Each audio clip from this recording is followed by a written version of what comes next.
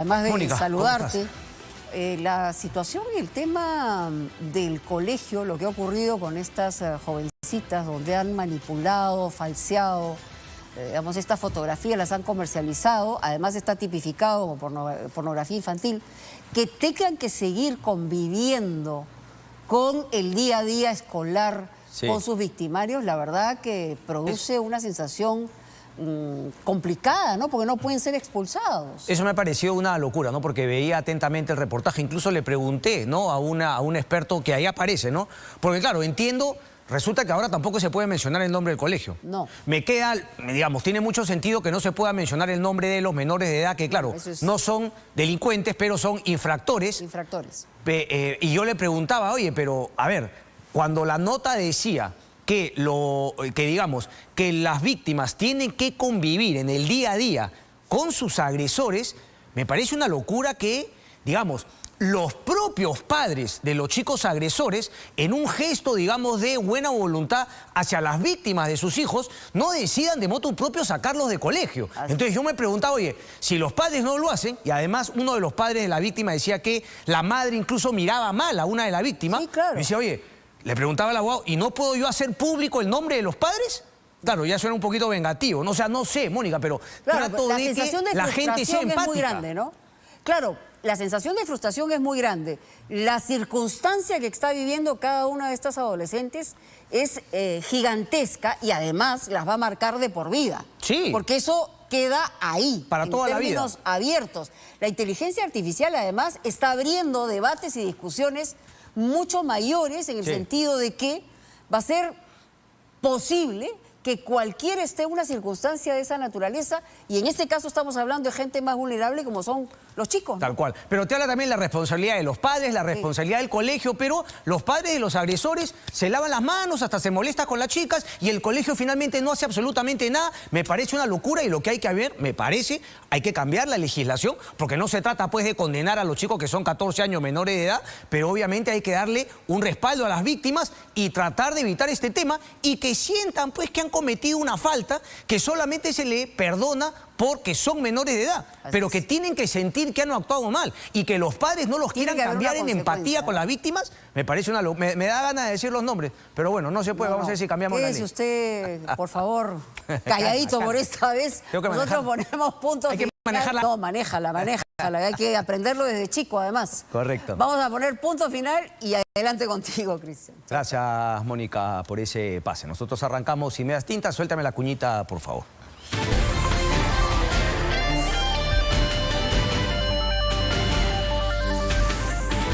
Bien, a ver, vamos a arrancar con cosas que preocupan. Me acaban de informar que mañana a 8 de la mañana el ministro de Economía, Contreras, va a dar una conferencia de prensa. No es típico, ¿no?, que un ministro haya dado hace poco y finalmente ahora nuevamente va a aparecer en una conferencia de prensa. Lo que queda claro es que la economía viene mal. Y todo este rollo, este discurso no propositivo, todo va a estar bien, que dicho sea de paso, le sigo escuchando alegremente al premier Otárola, con estas falsedades, ¿no?, estas falacias que le encantan a él ejercer. Porque todo va a estar bien, tiene estas maneras de, no sé, de creernos tontos a los periodistas y a la ciudadanía en general. Le preguntan por la ley que ha mandado el Ejecutivo para que le den las facultades, que podría también implicar algún tipo de sanciones a medios. No va a pasar. Bueno, pero ¿lo has retirado del proyecto? No lo he retirado, pero tengan la seguridad que no va a... Como el ministro de Economía, tengan la seguridad que ya empezamos a partir de julio el crecimiento económico. ¿Y los resultados qué dicen? Que no, que la economía sigue cayendo. Y el señor Contreras y este gobierno, negligente, inepto, no nos explica ni siquiera por qué fallaron sus proyecciones.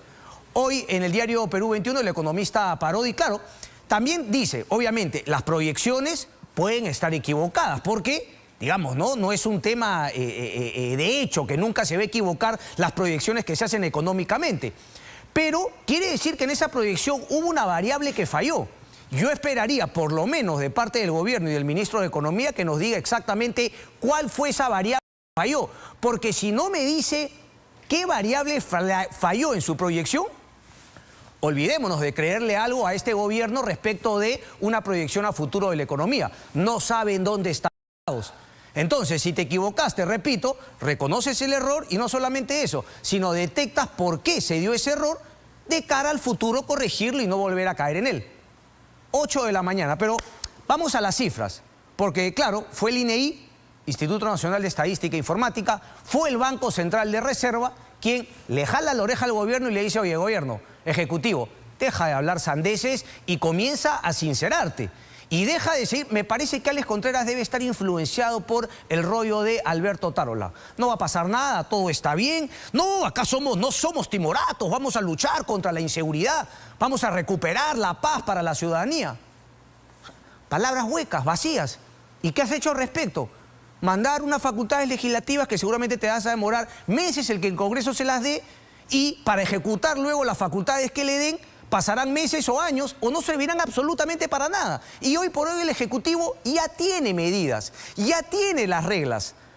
Lo dice el señor Valdés también, que fue ex viceministro del Interior. Ya se tiene, lo que se necesita es buena gestión. Ni siquiera este rollito, ¿no?, de decisión política. Para este tipo de cosas no se necesita decisión política. Nadie podría creer que un gobierno no tiene la decisión política de ganarle la lucha a la inseguridad y a la delincuencia. Por supuesto, tiene la decisión. Lo que no tiene es la capacidad de gestión. Por lo tanto, uno se pregunta por qué se mantiene el señor Vicente Romero del Ministerio del Interior. ¿Por qué no se han cambiado a las cabezas? ¿Por qué se sigan sacando leyes que, por ejemplo, van a beneficiar una maestría en la Universidad de las Peruanas respecto de una experiencia obtenida por un policía en la lucha contra la delincuencia?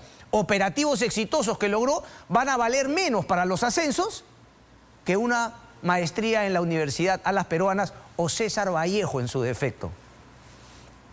Cifras, por favor, para ver la economía y cómo se equivoca y se sigue equivocando el Ministerio de Economía de este gobierno respecto del crecimiento económico. Porque, a ver, si nos entendemos, también tiene que ver justamente con la incapacidad de este gobierno de tomar decisiones importantes, de romper huevos para hacer tortilla, de por ahí pelearse con un Congreso populista. Busca sus intereses y no busca los intereses de la mayoría de peruanos. Entonces, con esta actitud, ¿no?, de flotación, no tocamos a nadie, que nadie nos toque, seguimos en el 2026 cobrando nuestros sueldos, ¿no?, disfrutando de nuestras joyerías. Vamos entonces a las cifras. Ok, este es justamente el Instituto Nacional de Estadística e Informática. Variación mensual, julio del 2023, quiere decir el PBI, la producción nacional, según la actividad económica, al julio del 2023, a la baja. ¿Cuáles son los sectores que, digamos, han empujado a la baja el PBI nacional? Manufactura, que ha caído menos 1,62, el financiero y seguro, justamente leía, porque la gente, y eso que entiendo que han comenzado a bajar las tasas, pero la gente piensa, bueno, voy a sacar un crédito para invertir, me voy a comprar otro departamento, voy a mejorar, ¿no?, mi nivel de vida, no sé, comprándome un carro. No es el momento adecuado. Uno, ¿no?, las condiciones para ir a endeudarse con un banco y tener que pagar regularmente con el riesgo de que te pidan una garantía u otra. Financiero y seguros también ha caído. Construcción a la baja también menos 0,59%. Derechos de importación y otros impuestos a el tema de la pesca, que está vinculado al tema climático también. Vamos a ver si es que esto ojalá pueda cambiar ¿no?, en el corto plazo. Aunque claro, se viene el Niño, la semana pasada conversábamos con Jonathan Cárdenas, José, ¿no?, el meteorólogo que siempre nos ayuda, decía que afortunadamente pareciese que no va a tener ese impacto tan destructivo, pero igual va a golpear, igual hay que tomar medidas. Telecomunicaciones caen también y el agropecuario menos 0,04%.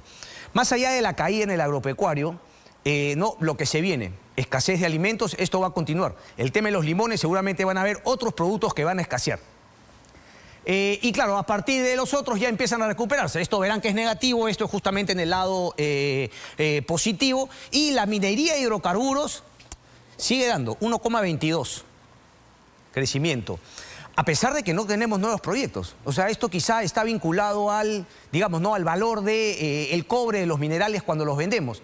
Quizá algunos proyectos están produciendo más justamente por esta subida, pero no estamos hablando de nuevos proyectos. No estamos hablando de que entren nuevos proyectos a producción y nos aseguren un crecimiento de la economía en los próximos años por más proyectos mineros.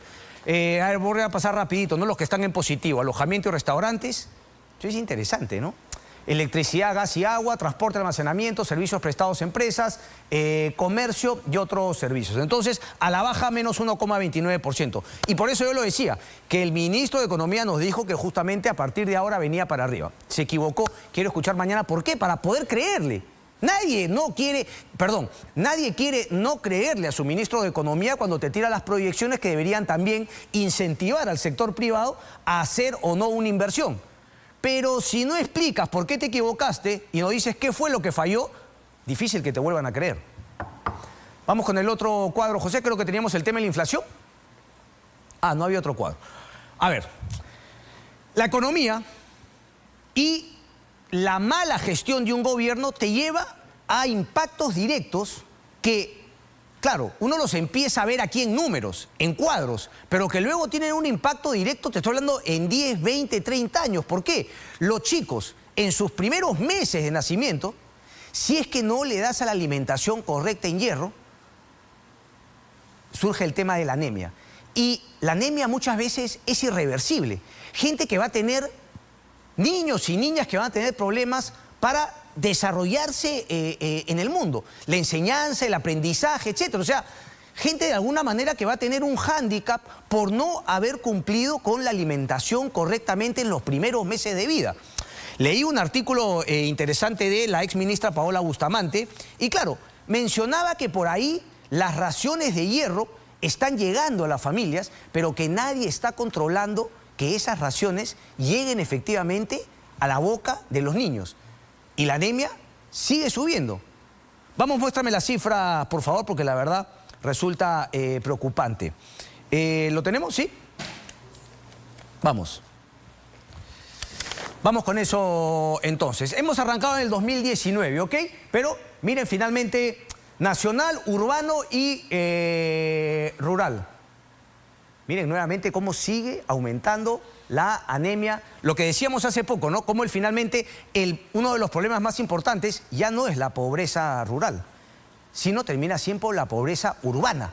Esto lo hablaba hace tiempo, ¿no? Con una persona, no me acuerdo ahorita su nombre, pero que estaba detrás de la lucha contra la pobreza y me decía que ese es justamente el mayor problema. Hoy la gente se concentra en ciudades y problemas que antes uno creía que estaban en el área rural terminan estando en mayor profundidad en las ciudades.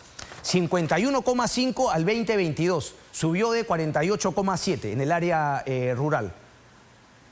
Y en el urbano, 35,3, 39%. Me he equivocado, creo, efectivamente, es en el urbano acá. Pero claro, también habla que en las ciudades podría ser una manera de llegar más fácilmente a los niños y en el área rural, justamente por la dificultad de la geografía, más complicado. Pero igual el número es alto, 39%, termina siendo un promedio de 42,4. En el 2023, al primer semestre, sigue subiendo. Eso era un poquito lo que más me preocupaba, la tendencia al alza.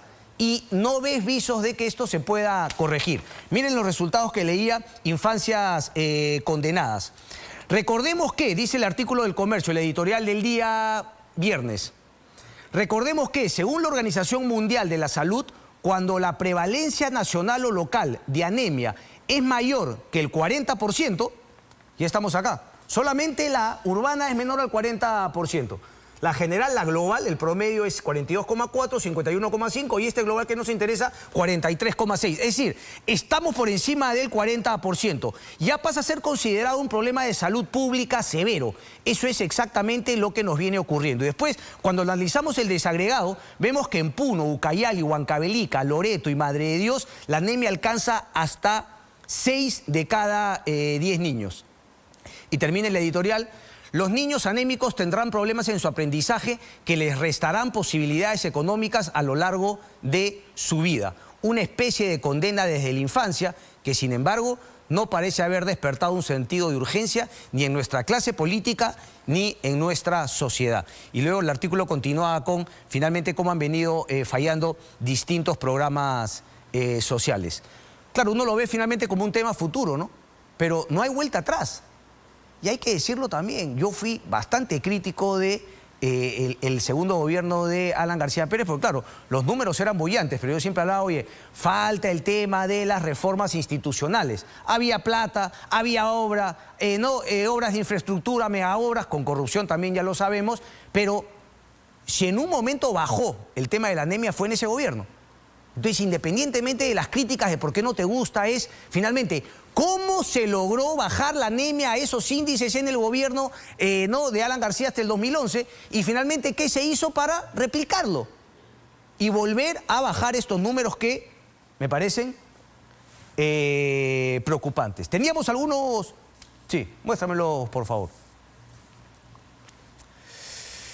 Sí, ahí está. Y esto es... Nos hemos agarrado, ¿no? Ahí lo tenemos. Fuente INEI Endes, pero justamente leyendo el artículo de Paola Bustamante, ella hizo mención a Luis Cordero, experto en protección social y salud, que publicó en sus redes y nosotros fuimos a buscar las redes de Luis Cordero, así que también le hacemos la mención y le agradecemos justamente por este cuadro que compartimos con ustedes. De 6 a 8 meses, ojo, esta es la división, de 6 a 8 meses.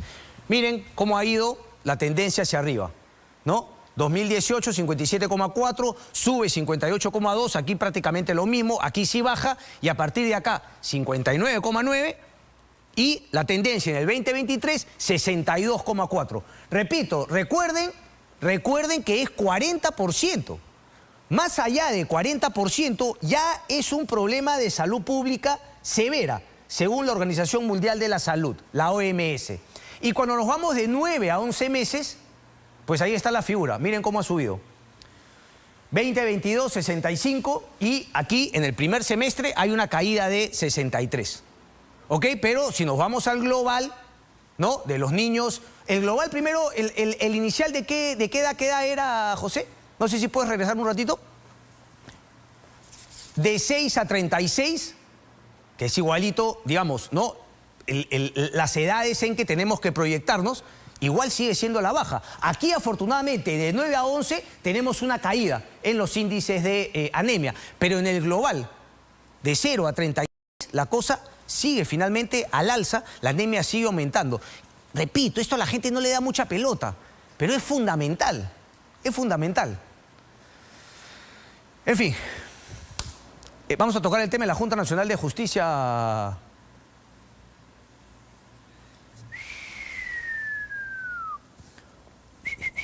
Bueno, vamos a esperar a nuestra invitada que va a venir justamente en vivo y ahí en cualquier momento, pero estamos con otro invitado. Va a estar Beatriz Ramírez, que dio que hablar, ojo, ¿no? En el debate con el amigo Rodríguez Mackey, va a estar Beatriz Ramírez y también está Alejandro Rospigliosi, ambos abogados, con quien ya estamos conectados por Zoom, porque entiendo está fuera del país.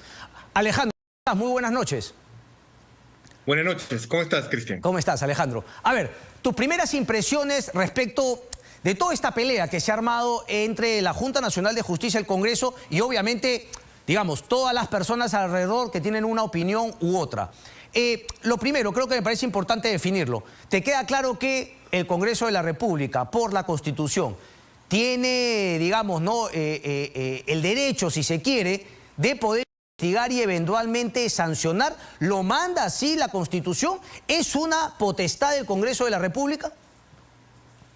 Claramente, la Constitución establece en el artículo 156 y 157 que es facultad del Congreso de la República investigar, procesar y hasta llegar a destituir los miembros de la Junta Nacional de Justicia.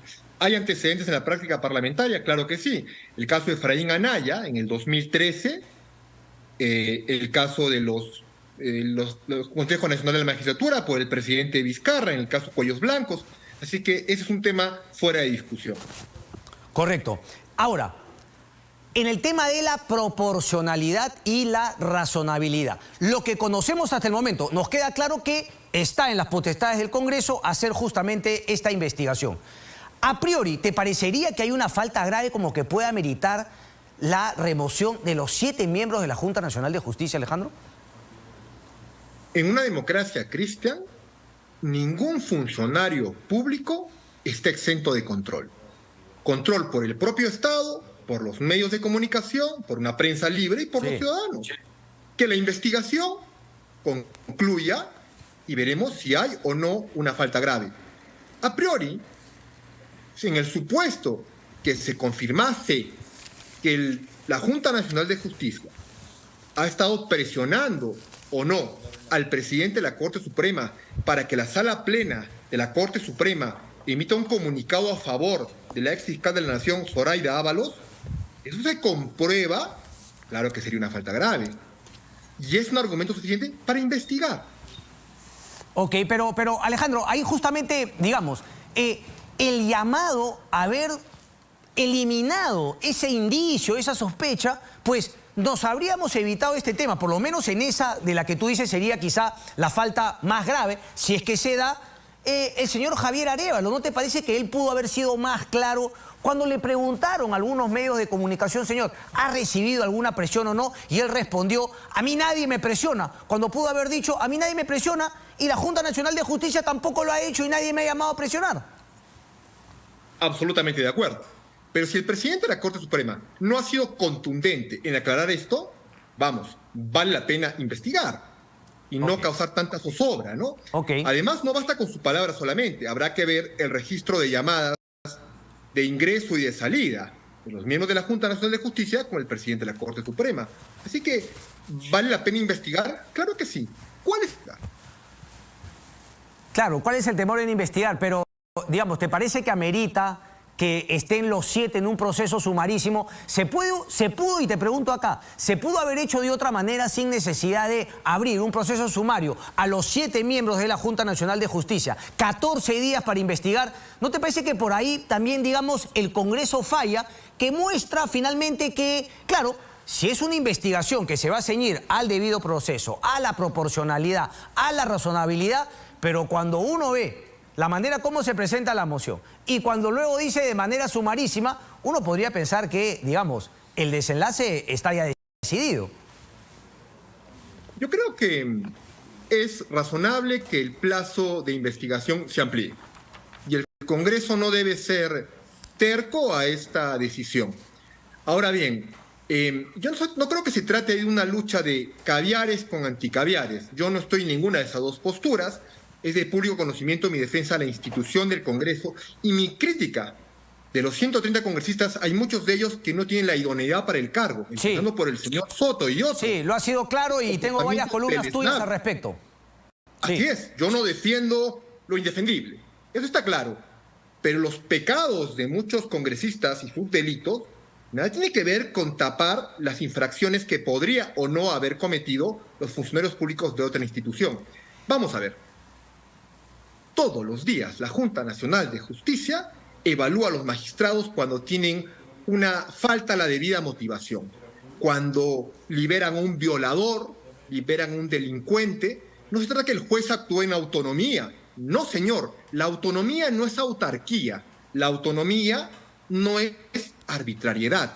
Y está muy bien que sea así, que la Junta se pronuncie. Mira, acá tengo varias resoluciones de la Junta Nacional de Justicia donde destituye a magistrados, jueces y fiscales, porque han ido contra la debida motivación. Es en ese sentido que el Congreso también tiene esa función, y es por eso que destituyó, inhabilitó a la Zoraida Ábalos, porque ella tenía un encubrimiento al expresidente de la República, Castillo. La Constitución es clara cuando dice que no se puede acusar a un presidente de la República en funciones, pero es absolutamente, sí es viable, investigar. La señora Zoraida ni siquiera quiso investigar. Si no fuese por la fiscal de la Nación actual, por ustedes, los medios de comunicación, a ti te he visto defendiendo la democracia y te has pasado la factura a muchos reclamos de los congresistas oficialistas en aquel entonces. Cristian, si no hubiésemos defendido la democracia y la corrupción a la cual estaba amenazada por el presidente Castillo, hoy el señor seguiría gobernando. Gracias a la crítica constructiva es que el señor salió del poder. Por lo tanto, la señora Zoraida Ábalos defendía lo indefendible. ¿Era razonable que el Congreso pudiera investigarla y desaforarla? Claro que sí.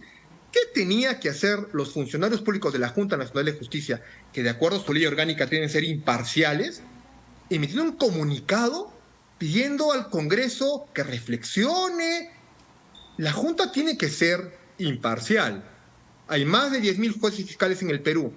por alguno de ellos ha emitido comunicados en defensa de ellos, la Junta no se dio cuenta que era una entidad del Estado independiente y autónoma, no era una ONG. Ok. Para emitir comunicados. Alejandro, déjame presentar por favor a nuestra invitada Beatriz Ramírez, quien está con nosotros. Beatriz, ¿cómo estás? Buenas noches. ¿Qué tal? A ver, justamente uno de los puntos, porque tú has tratado, Alejandro, respecto de digamos, ¿no?, de los puntos mencionados en esta investigación a la Junta Nacional de Justicia, el comunicado de la Junta pidiendo, ¿no?, una reflexión al Congreso de la República cuando iba a sancionar a Zoraida Ábalos, que de hecho la sancionó. ¿A ti te parece que, digamos, no fue un abuso porque el Congreso también tenía la potestad, pero te parece que tú, siendo congresista, Alejandro, también habrías sancionado a Zoraida Ábalos por haber tenido esa interpretación respecto de investigar o no a Martín Vizcarra? Sí, porque la Constitución es que un presidente de la República no puede ser acusado, pero sí puede ser investigado. Y la señora Zoraida Ábalos ni siquiera quiso investigar. Pero, ok. Era un claro encubrimiento. Ok, o sea, abrió investigación y finalmente dijo que la suspendía porque todavía seguía siendo presidente y esa figura ahí cambió. Entonces, tú como congresista hubieses votado de esa manera. ¿Está bien? ¿Está bien? Te queda claro. Beatriz, a ver, ese punto. Y además entiendo, hoy día leí una columna, claro, que tú, digamos, desde tu punto de vista, no hubieses sacado ese comunicado, aquí lo mencionas en tu entrevista, pero que finalmente no te parece falta grave. Me imagino que tampoco estás de acuerdo en lo que dice Alejandro, que era lo que correspondía al Congreso de la República, la sanción a Zoraida Ábalos, por haber tenido esa interpretación respecto del caso Martín Vizcarra. Lo que creo es que los criterios jurídicos, Cristian, son discutibles. O sea, uno puede ponerse de acuerdo, uno puede distanciarse en los criterios jurídicos, pero un criterio jurídico en sí mismo, una diferencia de criterios jurídicos no configura falta grave. Y en este caso, por ejemplo, el colega y yo no compartimos un criterio jurídico y eso, desde mi punto de vista, no configura falta grave. Lo mismo pasó con el caso de la ex fiscal suprema. Y yo creo que el comunicado de la Junta, que yo he dicho claramente que yo no lo hubiera sacado, desde mi punto de vista creo que era impertinente, pero creo que el comunicado, digamos, recordaba eso. Los criterios jurídicos no deberían ser configurados y además yo tengo un procedimiento disciplinario contra esta señora porque es mi facultad sancionar a las juezas, jueces y fiscales supremos. Entonces, más allá de eso, más allá de que me parece, digamos, de un pésimo timing que lo hayan puesto, yo no creo que eso en sí mismo configure falta grave porque finalmente, además, los procedimientos disciplinarios contra la señora siguen y el Congreso ejerció su facultad de control político, desde mi opinión, de forma inadecuada y bueno, ya la señora accionará donde tenga que accionar y se evaluará la razonabilidad, porque un poco lo que yo estoy sosteniendo es, la fuerza de los votos te puede llevar a decidir cosas, sí, pero en los estados constitucionales no solamente la fuerza de los votos es la que te sirve para evaluar si las medidas están bien o están mal. ¿Te parece que no hubo, lo que ahora se menciona mucho respecto al caso de la Junta Nacional de Justicia, tiene que haber razonabilidad, proporcionalidad? ¿Te parece, antes de entrar nuevamente al tema de la Junta, que no hubo eso en la sanción a Zoraida Ábalos? Me parece que no, solo un criterio jurídico no. O sea, si la señora hubiera sido cogida en alguna inconducta, que eso lo verá la Junta Nacional de Justicia que está evaluando sus procesos, entonces sí. Pero si es un criterio jurídico sobre si la interpretación del artículo que te permite investigar al presidente de la República supone también investigación más acusación, porque la señora interpretó que era investigación y así lo interpretaron todos los fiscales de la Nación anteriores, me parece que no. O sea, tú puedes estar de acuerdo con una o con otra, ¿no? Yo además en su momento he dicho que me parecía que la interpretación que se hizo era demasiado de avanzada, pero en todo caso es una discrepancia jurídica y las discrepancias jurídicas no deberían, o sea, el criterio jurídico no le debería suponer a una operadora o un operador de justicia una posible sanción, sobre todo si no es arbitraria, ¿no? Si no es arbitraria y si tiene algún nivel de fundamento, y en este caso me parece que no. Y es un poco lo que estamos discutiendo con la Junta, ¿no? O sea, hay ciertas cosas que uno puede decir que están bien o están mal, te pueden parecer sí o no, si la señora se tenía que jubilar a los 75, sí o no. En todo caso es discutible, yo creo que hay mejores razones para que no se jubilara. Pero eso es causa grave para la interposición posible de la remoción de todo el pleno. Eso significa, desde mi punto de vista, no. No es asimilable a los precedentes que yo misma he mencionado, el 2010, el caso del señor Anaya, el 2018, el caso de los NM Audios. Para que algo sea causa grave tiene que ser algo evidentemente insostenible para la permanencia del cargo. Alejandro. Bueno, En lo que sí coincidimos con Beatriz Ramírez es que el comunicado de la Nacional de Justicia no debió hacerse. En eso coincidimos. ¿Sí? En lo que sí discrepo, respetuosamente, los jurídicos de un funcionario público sí pueden ser sancionados. Mire usted, acá tengo la resolución publicada en el Diario El Peruano del caso del juez Esteban Clavijo García, en el cual la Junta Nacional de Justicia lo destituyó de criterio jurídico. Y que su criterio jurídico, y dice literalmente el ponente de aquel entonces, el vicepresidente actual de la Junta Nacional de Justicia, Aldo Vázquez Ríos, decía: violó los deberes de impartir justicia con imparcialidad, razonabilidad. A lo largo de su proceder, el magistrado que he mencionado expuso un favorecimiento en beneficio del investigado, evidenció su parcialización y favorecimiento. Entonces, lo que dice la profesora Beatriz Ramírez es un sofisma, es una razón o argumento falso con argumento de verdad. Los criterios jurídicos de ella y de mi persona y de ti, Cristian, no son materia de sanción, porque no somos funcionarios, somos personas, profesores de derecho, periodistas, en fin. Pero de un funcionario público, de un juez, de un fiscal que va contra el texto claro y expreso de la Constitución y la ley, de que beneficia un juez que libera a un violador cuando hay medios probatorios de eso, o un fiscal que no decía acusar a un delincuente, ¿es su criterio jurídico? ¿Es su autonomía? ¿Es su libertad de pensamiento? Falso. Sí puede ser sancionado. Beatriz. Y la Junta Nacional de Justicia todos los meses lo hace. Ok. Yo creo que ahí el colega está confundiendo si el criterio jurídico solo es lo que se puede sancionar o si tú sancionas la pérdida de imparcialidad. O sea, hay una serie de deberes a los que están sujetos toda persona que ocupa la función pública. Hay una ley que regula todos los deberes de ética de la función pública y que incluyen la imparcialidad. Si tú evidencias una pérdida de imparcialidad, ya sea en los actos o en las resoluciones de cualquier fiscal o de cualquier jueza o juez, obviamente eso es sancionable. Puede hablar esa fiscal o esa jueza o ese juez en sus sentencias, ese criterio obviamente sí es sancionable, o puede hacer mañas fuera de sus resoluciones y eso también será sancionable.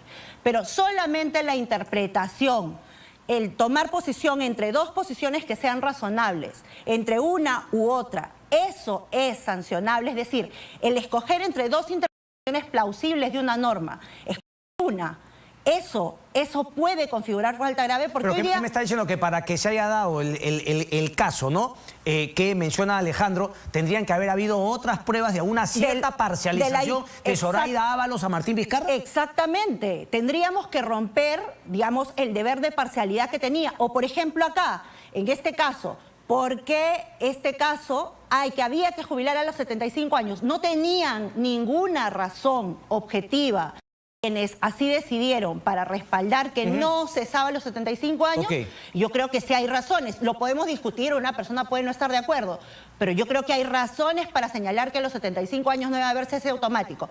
Ya, entonces si hay razones, entonces las desestimamos. Sancionamos a toda persona que piense distinto que nosotros porque sus razones me parecen válidas. Es decir, solamente la forma de discrepar en el derecho tiene que ser sancionada. El problema, y yo creo que eso es lo que en un Estado constitucional no debemos permitir. Ok, déjame hacerte una pregunta. Más allá de que tú has dicho que tú no habrías sacado ese comunicado de ser la Junta Nacional de Justicia o de ser parte, ¿no te parece que es una falta grave que obviamente amerite la remoción? ¿Pero te parece una falta menor? ¿Una falta al fin y al cabo? Me parece que es algo completamente criticable a la Junta y que tendrán que recibir. El Congreso solamente tiene facultad para remover por causa grave, no tiene facultad para investigar por cosas que le parezcan mal. Pero sí podría dejar sentada que se ha cometido ahí una falta no grave que amerite la remoción, pero una falta al fin y al cabo. Podría expresar con un comunicado su rechazo, podría señalar el presidente del Congreso. Y lo podría hacer post investigación, Beatriz. Sí. Yo creo que el mecanismo de investigación, que todas y todos sabemos hacia dónde va a terminar, no es el mecanismo idóneo. Por supuesto que en su momento, porque además esto fue meses atrás, debió haber protestado y creo que eso le hubiera hecho entrar en razón al Pleno de la Junta sobre qué cosas, por ejemplo, no debieron haber hecho. Pero de hecho lo hicieron. Yo fui muy crítico con la primera moción que solamente se centraba en ese tema respecto de Patricia Chirinos. Luego Patricia Chirinos de alguna manera ha ampliado, ¿no?, su moción y es la que eventualmente se ha aprobado en el Congreso de la República. Déjame hacerte una pregunta a ti, Alejandro, porque y ustedes me corregirán la memoria me falla el conocimiento. Siempre, digamos, algunos pusieron en la misma balanza, oye, pero entonces, ¿por qué tal fiscal o José Luis Peláez Bardales no investigó en su momento a Alan García Pérez, cuando efectivamente uno podría haber planteado también que había una parcialización respecto del partido aprista, que era un tema que conocían respecto de, ¿no?, la familia Peláez Bardales, etcétera? Ahí ¿te parece también, o eran las reglas distintas, Alejandro, que un Congreso de mayoría política, qué sé yo, ¿no?, finalmente contra la fiscal o contra el aprismo, podría haber también aplicado ese criterio que tú dices, bueno, aquí hubo una parcialización y no cumplió su labor de investigar? La Constitución de 1993 es clara. A un presidente de la República en funciones no se lo puede acusar, pero no prohíbe que se lo pueda investigar. Si los fiscales de la nación anteriores cometieron esta infracción a la Constitución y no se los procesó, suerte de ello. Para mí, sí hubo una infracción a la Constitución, también de los antecesores, pero eso ya habría prescrito. Clarísimo. Mira, Cristian, el hecho que algunos de tus televidentes se pasen una luz roja no significa que las normas de tránsito han cambiado. Correcto. Déjeme ahora al otro tema, porque Beatriz ha mencionado el tema de la edad. Solamente para entender, ¿a ti ninguna de los 5 puntos te parece una falta grave posible de remoción? ¿A ti, a priori, Alejandro, te parece una de las 5 una falta grave que deba exigir la remoción? O, por ejemplo, ya que el tema se trata, y también es importante esto, individualizar cada caso, ¿te parece que en algunos casos podría pasar una cosa u otra? No, te lo pregunto, la misma premisa, de tú ser congresista. Alejandro. Lo que sí creo que nadie se investigue, primero que se investigue, vamos a ver qué dicen las conclusiones del informe. Okay. Si llegase a demostrar que presionaron algunos miembros de la Junta Nacional de Justicia al presidente de la Corte Suprema para que emita un comunicado, tal como lo hicieron, lo haga también la Corte Suprema, un comunicado en defensa de la ex fiscal de la Nación, Zoraida Ábalos, de comprobarse eso, con las llamadas de entrada y de salida, y en fin, eso sí sería una falta grave. Veremos qué dice la investigación. Un comunicado. Pero ¿cuál es el temor a investigar? No, claro. Ahora, otro tema claro es de que, mira, yo tengo mucho respeto por la presidenta de la Junta Nacional de Justicia, pero la Constitución es clara en su artículo 156. Para ser miembro de la Junta Nacional de Justicia se requiere ser mayor de 45 años y menor de 75 años. Y es clara. Y su ley orgánica establece en su artículo 18 causales de vacancia. Los que por algún motivo se encuentren impedidos de ejercer las funciones inherentes al cargo. Está impedido aquel que es mayor de 75 años. Ese punto en particular. Aferra al cargo. ¿Por qué ingresó su accesitario, el suplente? ¿Cuál es el temor? Bueno, esto yo lo denuncié en el 2021 antes de que se tenga incluso toda esta coyuntura, ¿no?, que de alguna manera enrarece más el tema, pero no les entraban balas. Tú lo comentas, pero Beatriz, quiero que también nos expliques aquí el tema de los 75 años. Sí, cuando la magistrada postuló, o sea, para quienes nos siguen, Cristian, varios profesores hicimos un seguimiento para ver cómo era este proceso. Entonces, hubieron 2 entrevistadores que le preguntaron a la señora por su edad. Uno de los entrevistadores pensaba que debía cesar a los 75 y más o menos le preguntó en un tono de por qué, si ya 75, faltaban unos meses cuando ella estaba postulando, más o menos como que por qué no se iba a cuidar a sus nietos. Y el otro entrevistador, que más bien ha salido el video estos días, que era el ex magistrado del Tribunal Constitucional, Ernesto Blume, sobre esa primera intervención, que si no recuerdo mal... ¿Y quién era el primero, perdón? Si no recuerdo mal, era Walter Gutiérrez, el primero que usó la palabra. El defensor en ese momento. Sí. Y el segundo más bien le dice, quiere usted que me plantee sus acciones a 5 años y no a 8 meses. Por la pregunta que le han hecho antes, porque yo tengo entendido que como usted cumple el requisito de 5 años al asumir el cargo, entonces usted está elegida 5 años para poder cumplir la función. Entonces ya sigue desenvolviéndose la... Pero al final Blume no entrevista. decidió nada, a diferencia de Walter Gutiérrez, porque a Blume lo sacaron y entró Marianela Ledesma. O sea, lo que quiero decir es que esto no era ningún secreto, ningún secreto. Entonces, uno puede tener 2 criterios respecto de los 75 años y de la jubilación obligatoria. La jubilación obligatoria funciona, Cristian, cuando tú tienes una línea de carrera. Es decir, cuando tú ejerces una función durante mucho tiempo y se supone que la ley te obliga a salir a cierta edad. Por ejemplo, carrera judicial, carrera fiscal o docentes universitarios. Ahora, quiero decir también que este mismo Congreso el año pasado ha roto ese criterio porque ha permitido que los docentes universitarios ya no tengan edad máxima de retiro. Ahora ya los 75 años no es edad máxima ni para el ingreso, ¿cómo lo ha hecho, ni para Beatriz? el retiro, con una ley. Con una ley. Con una ley. Entonces, no hay una ley, pero por eso, la otra posibilidad que tú tienes es señalar, no, ese requisito máximo no rige para cargos que son por periodos determinados, porque no son línea de carrera, sino que a ti te eligen por un periodo que tienes que cumplir, que no está sujeto a indeterminación, que no es un periodo largo hasta que tú llegues a cierta edad, sino que es día de inicio y día de fin. Y en el caso de esta Junta es enero del 2025. Porque ellos entraron en enero del 2020. A mí esa interpretación me parece más plausible. Pero en todo caso, Cristian, yo entiendo que hay personas a las que le puede parecer que la otra es mejor. Ya. Una u otra tienen razones detrás.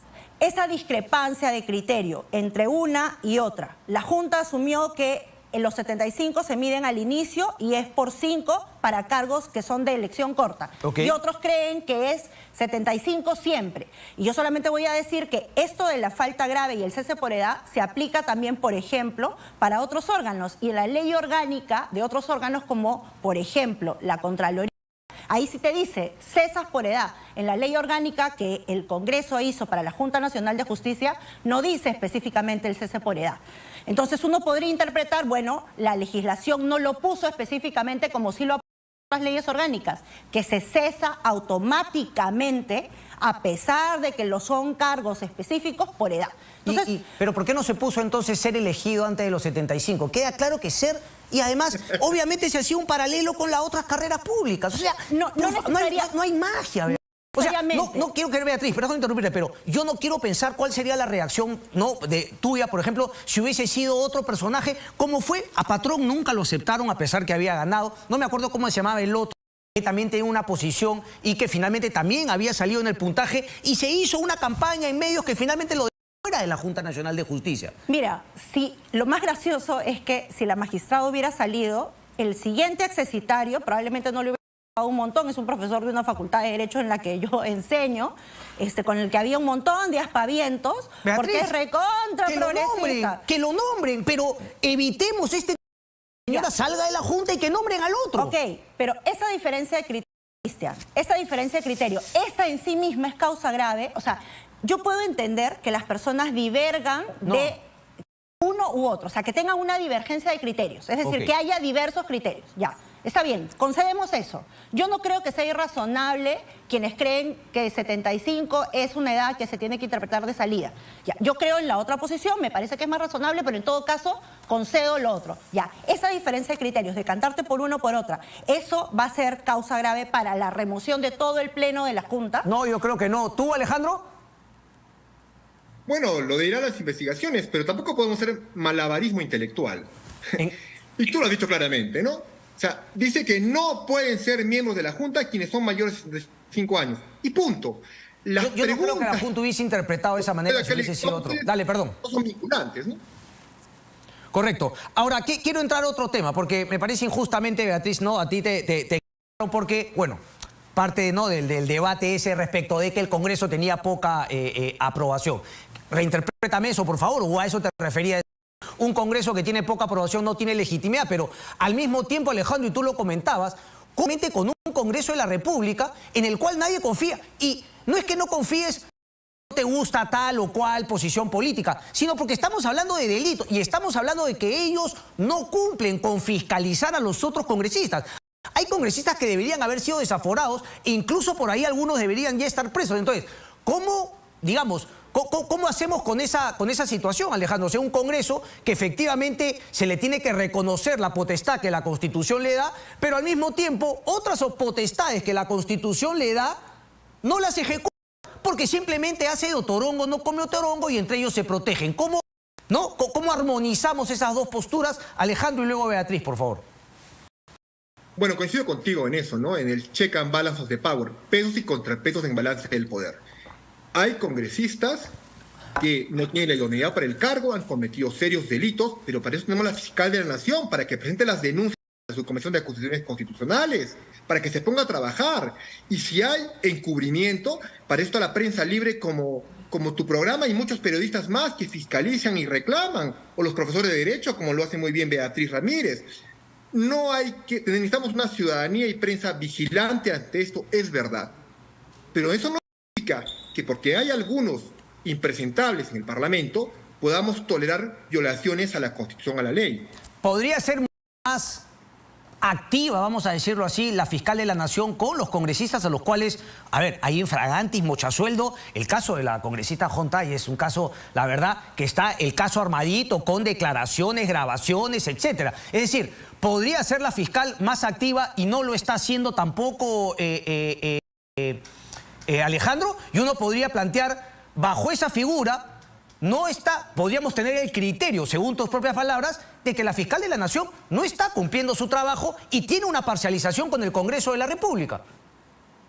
Creo que la fiscal de la Nación tuvo una labor muy importante en investigar al expresidente. Perdón que te interrumpa, Alejandro, perdón que te interrumpa. Eso es, a mí, yo no, o sea, a lo que voy es que porque hizo su trabajo, no quiere decir que... terminar. Ok. Okay. Lo hizo pero bien, pero lo ahora, otro es como el gobernante, pues, o sea, sí, no es cierto, cumplió. pero ahora creo que está muy cómoda con algunos delitos cometidos por congresistas y allí sí está faltando mayor labor y ser más proactiva. Y en eso coincido contigo. Correcto. Creo que la fiscal de la Nación se está durmiendo. Correcto. Pero no solo la fiscal de la Nación, el ministro de Trabajo, la SUNAFIL, debe investigar.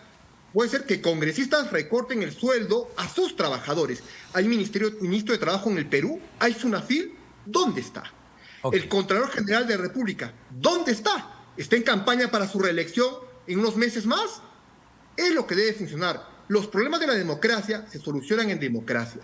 Hagamos que en el Estado de Derecho funcionen las instituciones. Beatriz, un congreso para llorar claramente, pero con esa potestad que justamente no aún tienen, más allá de la falta de legitimidad, que me parece que es un concepto bastante más profundo que únicamente la aprobación. Creo que te referías a la legitimidad. Tal cual, pero hay cosas que uno puede ir viendo que ya sospechan, ¿no? Por ejemplo, en este proceso penal que tenía el hoy presidente del Congreso, milagrosamente la Fiscalía no apeló la decisión. Entonces uno puede decir, uy, la Fiscalía no apeló. Claro, no era la Fiscalía Suprema, pero es la Fiscalía, el Ministerio Público. Entonces uno puede pensar, ah, mira usted, curiosamente ahora las fiscalías, algunas, tienen menos inquietud por fiscalizar o hacer los de investigación que debieran frente a parlamentarios. Entonces no parece haber la misma presurosidad que debiera haber contra cualquier persona que comete indicios de delito. Aquí estamos fritos y fritas, Cristian, porque la Fiscalía es la única que ejerce la acción penal. Es decir, que si la Fiscalía a lo largo del país no se mueve, todos los presuntos delitos se van a quedar en nada. Por ejemplo, lo del caso del señor Soto, no se apeló, quedó consentido, prescribió el caso y ahorita lo único que se puede reclamar la empresa que fue afectada es su indemnización. Entonces yo lo que he señalado es que el problema con la aprobación del Congreso es de qué se deriva, ¿no? O sea, el problema con la aprobación del Congreso es que la aprobación tan baja que tiene, entre otras cosas, es por las leyes que ha ido aprobando y cómo se han ido logrando las votaciones calificadas. Sabiendo que en un Congreso tú siempre tienes que pactar y que la negociación política es parte justamente de hacer política. Pero tiene que ser negociación, no sobre la mesa y con finalmente... que eso es un poco lo que yo he señalado. O sea, ahora, tú tienes que negociar sobre intereses generales. Entonces, en este procedimiento en el que necesitas 87 votos, lo que yo planteo es qué indicios y qué garantías tienes de que esos 87 votos se podrían lograr en base a razonabilidad, proporcionalidad y objetividad, o más bien podrían ser intereses canjeados sobre la mesa, porque la Junta, por último, tiene el control sobre todo el sistema disciplinario de juezas, jueces, fiscales y la posibilidad de nombrar la jefatura de la OMPE y el RENIEC, que son dos instrumentos potentes del sistema electoral. Entonces, en el fondo, uno se puede permitir levantar la nariz de la sospecha para ver ¿por qué hay tanto apuro de que estas personas no se vayan en enero del 2025? El proceso de su reemplazo va a empezar en el segundo semestre del 2024, pero estamos ahorita en septiembre del 2023 haciendo una discusión para adelantar. Digamos, esto, pero no es un poco una elucubración para darle fuerza y solidez al punto de vista de que no se coincide con la posición del Congreso y habría que hacer finalmente un caso específico. Yo no sé si es que los jueces que investigan, por ejemplo, a los congresistas con mochasueldos están a puertas de una evaluación en la Junta Nacional de Justicia. Es que ni siquiera llegan a jueces. Si las fiscalías a nivel nacional no accionan las acciones penales contra estas fiscales, contra estos congresistas distintos, entonces no va a haber ninguna responsabilidad penal. O sea, ¿qué está en juego? Que todos los procesos penales que tengan las y los congresistas de antes y los que puedan haber incurrido ahora en el ejercicio de sus funciones sean perseguidos por el Ministerio Público. A mí, en todo caso, digamos, más factible parece como una venganza. Tú no coincidías con ese punto, pero a mí me parece que hay algo de eso, sobre todo por el bajo nivel de muchos congresistas. Pero solamente un tema. Ricardo Uceda ha llamado un abrazo del oso, dice Quiroga, abogado de la fiscal, quien defiende a Benavides en la investigación y del al Ministerio Público. ¿A qué se refería? Que Patricia Benavides incluso ha exhortado al Congreso para que respete el debido proceso. ¿No le crees? O sea, me parece que está muy bien. Ahora también me imagino que le van a abrir una denuncia por meterse con la imparcialidad del Congreso, ¿no? O sea, me parece que eso es lo que tienen que hacer los titulares. Alejandro, no diría, bueno, tiene razón. Es más, hoy día yo le he escuchado a Torola alegremente en un programa dominical también decir que la posible censura a el ministro de Energía y Minas podría ser inconstitucional. Le jala la oreja a priori al Congreso de la República. Y claro, cita el artículo del buen amigo José Chevasco respecto de que la interpelación fue en mayo y ahora se plantea un poquito la censura. Pero nuevamente, ¿no? O sea, tenemos a un premier Otárola que no respeta la separación de poderes y también leíamos, o sea, hay algo también en ese punto que ha mencionado Beatriz. Bueno, creo que es gimnasia parlamentaria, interpelar y en su caso censurar ministros. Así que es parte de una democracia, no tiene por qué causarnos zozobra eso. Pero ya que tú hablas del diario El Comercio, también Fernando Vivas ha hablado de una crónica muy interesante. Sí, Ricardo Uceda, rumbo de colisión. La Junta Nacional de Justicia está nombrando jueces imprescindibles. Este señor John Paredes Salas es el responsable de que en el proceso electoral solo hubiesen 4 magistrados en el Jurado Nacional de Elecciones, y una medida cautelar para que el Colegio de Abogados de Lima no pudiese nombrar a su representante. Fue un grave daño irreversible a la democracia y el proceso electoral. El autor, John Paredes Salas, hoy es premiado, nombrado juez titular, insólito. Correcto. John Paredes Castro está en la nota, no en la de Ricardo Uceda, sino en la de Fernando Vivas, que se llama Muerte a la Junta. Y efectivamente, él dice que tiene esta información que obviamente nosotros periodistas nos vamos a abocar justamente a investigarlo. Pero solamente para ir un poquito a terminar la idea, Alejandro, ¿te parecería que eso sí sería una falta grave a diferencia de las otras y que, claro, eso ya no es un tema de criterio, sino sería específicamente una falta grave haber, digamos, validado el nombramiento como juez titular de este señor Paredes? Creo que si lo han nombrado y no lo investigaron correctamente, bueno, sería algo, sería una falta. Pero sí sería grave si es que lo han nombrado por otras razones subalternas. Habría que investigar. Porque imagínate, si no también hay que acusarlos de falta grave por haber nombrado a la fiscal de la Nación, cuyo nombramiento se cuestiona tantas veces, que si el título lo tenía mal, que si el grado lo había obtenido mal, etcétera y etcétera. No, pero bajo esa premisa también habría que, porque con Zoraida por cada nombramiento. Coincidiríamos que con Zoraida Ábalos también se hizo exactamente lo mismo. Pero por eso, con cada nombramiento. Yo solamente quiero decir que la Junta Nacional de Justicia no es por si acaso un órgano perfecto. A mí tampoco me gustan todos sus nombramientos. Por ejemplo, las autoridades nacionales de control yo creo que han llevado los procesos mal y creo que los resultados no son necesariamente los más felices. Pero ya, o sea, el órgano no lo defiendes porque saca los resultados que te gustan o no te gustan. Hay que fiscalizar a quienes hayan ido nombrando en los puestos de fiscales, jueces, autoridades nacionales de control y cada proceso que lleven. Porque se pueden equivocar, por supuesto que se pueden equivocar. Por ejemplo, la fiscal de la Nación actual, que goza de gran respaldo para quienes critican hoy día la Junta, es nombrada por esta Junta Nacional de Justicia. Pero antaño tenían otro finalmente gran respaldo. Es esa vaina cuando terminamos con ese amiguismo y empezamos a ver las cosas de manera más objetiva. Si los destituidores van a llevar su proyecto hasta las últimas consecuencias, dice Uceda, podrían generar un repudio social mayor al que hasta ahora se aprecia contra las barbaridades del Congreso de la República, lo cito. Y con eso, Alejandro, te agradezco mucho, Beatriz. Gracias. Muchísimas gracias. Un placer, señores, y nada, hasta pronto. Nosotros vamos a una pausa y regresamos con el final, no se muevan.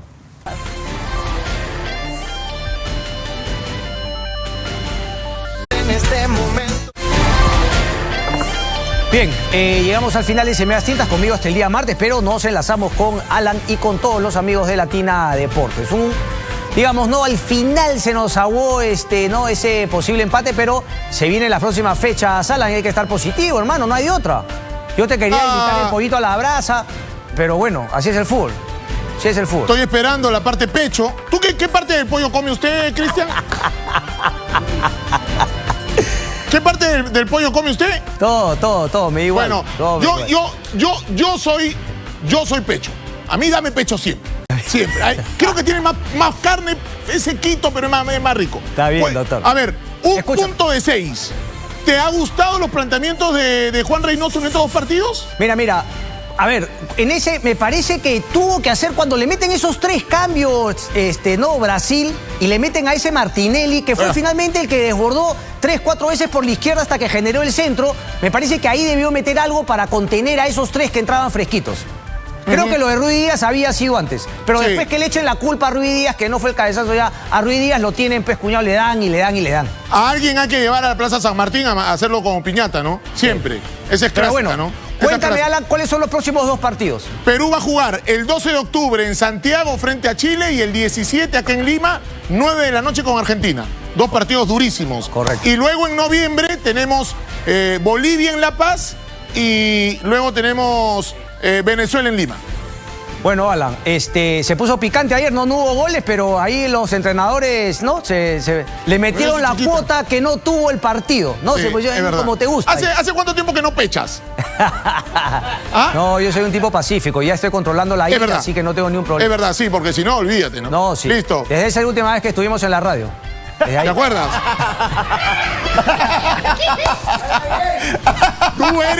Tú eres malo conmigo. Tú eres malo me cuido, conmigo. ¿en qué momento me cuido? Ya cuando veo que la cosa viene bien, juátela. Claro. Un abrazo. Un beso, te quiero, cuídate. Gracias, Cristian. Chao, chao. Listo, señores, arrancamos Latina Deportes, la polémica. Vamos ahí.